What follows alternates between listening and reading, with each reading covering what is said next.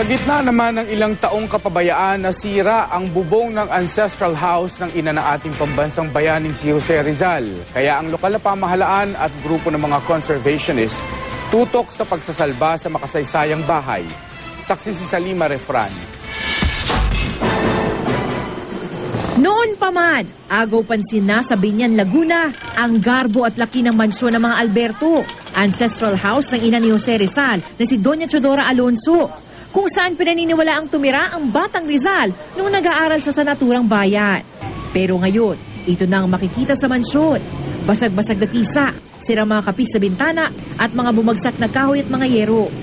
Gumuho raw kasi gabi nitong linggo ang isang bahagi ng bahay. Nag-work kami, akala namin yung umulan ng malakas na malaki-laki ang patak.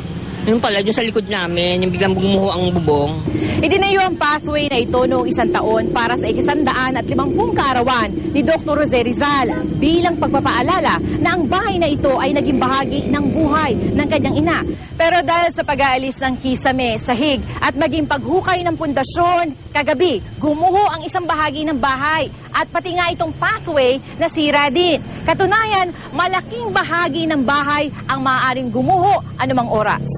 Noong nakaraang taon pa sinimulang tibagin ng paunti-unti ang bahay para mailipat at maitayo muli sa resort sa Bataan ni Jerry Acusar, ang bagong may-ari ng Alberto House. This is a shame for all of us dahil this is the cruelty of man against his heritage.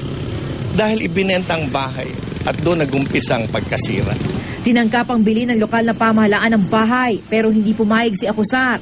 Kung tutuusin, idineklara ng Heritage House ang mansyon at prioridad dapat na maprotektahan gamit ang pondo ng gobyerno. I call on the President Aquino, please help us. This is not only a local heritage, this is a national heritage. This is the house of the mother of the national hero.